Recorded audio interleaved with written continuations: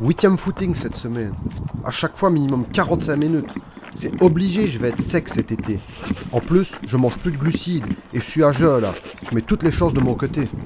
Bonjour à tous et bienvenue dans cette nouvelle vidéo. Je suis Nico et vous êtes bien sur la chaîne de Global Fit Concept. Aujourd'hui, on va parler de cardio, quel type de cardio, quand, pour qui, etc. Tout d'abord, il faut définir ce que c'est qu'une activité de type cardio. Pour moi, c'est une activité physique qui travaille en majorité les fonctions cardio-respiratoires et également le système énergétique aérobie. Donc, le cardio, c'est la course à pied, en fractionné ou en long, le vélo, la natation, le rameur, les sport co, etc.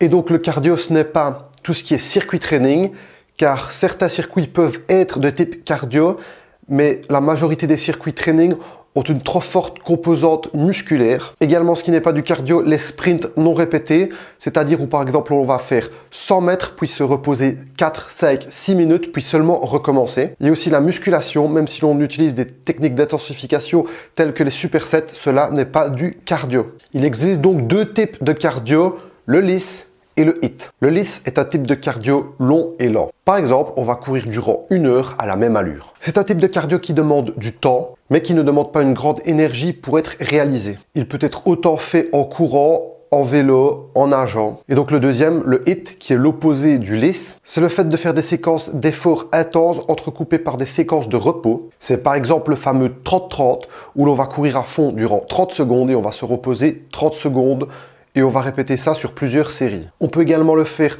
en courant, à vélo, etc. C'est un type de cardio plus dur pour le corps. Il demande beaucoup d'énergie, mais prend beaucoup moins de temps que le lisse.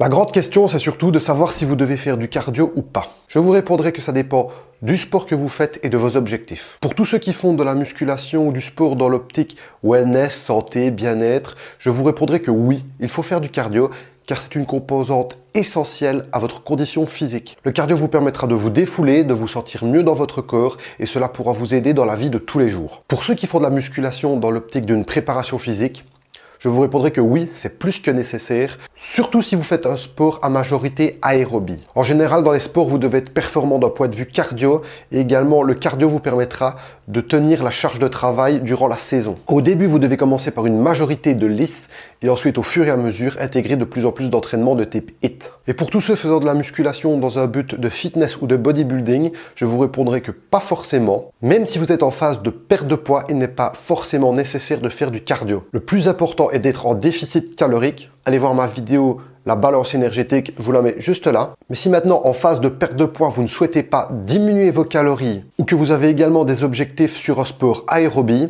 alors dans ce cas, oui, vous devez faire du cardio. Mais pour un pratiquant amateur qui soigne son alimentation et qui marche beaucoup dans la journée, il n'y a pas besoin de rajouter du cardio en plus de ces séances de musculation. Mais si maintenant vous êtes quelqu'un dans la vie de sédentaire qui reste assis derrière un bureau toute la journée, qui va à la salle et que votre entraînement constitue à s'asseoir sur une machine et faire 4x10 sur 6 exercices, alors là oui, il pourrait être intéressant, surtout d'un point de vue santé, de rajouter 1 à 2 séances de cardio en plus de vos séances de musculation. Le meilleur moment pour faire votre cardio est une journée où vous n'avez pas d'autre activité sportive. Mais si cela n'est pas possible, il est préférable de le faire après votre séance de musculation, car il vous faut la majorité de votre énergie pour l'entraînement. Également, il est inutile de faire votre cardio le matin à jeun. Il est préférable d'avoir consommé un petit déjeuner avant de faire votre running matinal. Si vous commencez le sport ou que vous recommencez le sport, il est préférable de commencer par du lisse.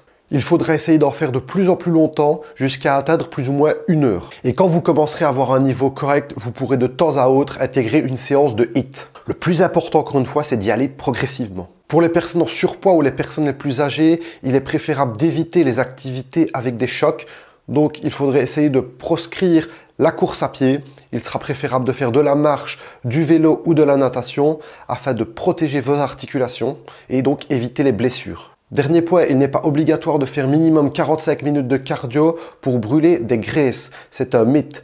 Dès les premières minutes, votre corps va commencer à puiser dans les graisses. Un autre mythe, mettre un kawaii pour aller faire son cardio ne vous fera pas brûler plus de graisse. La seule chose que vous perdrez, c'est de l'eau. Voilà, c'est déjà la fin de la vidéo. Si vous ne deviez retenir que 2-3 éléments, ce serait de choisir la forme de cardio que vous aimez, que ce soit la course à pied, le vélo, la natation, les sports co, peu importe, il faut que ça vous plaise. Si vous êtes quelqu'un de sédentaire, faites 1 à 2 entraînements minimum de cardio par semaine. Et surtout, allez-y progressivement si vous recommencez ou que vous commencez. N'hésitez pas à liker, commenter, partager cette vidéo. Sur ce, je vous dis à la prochaine. Ciao!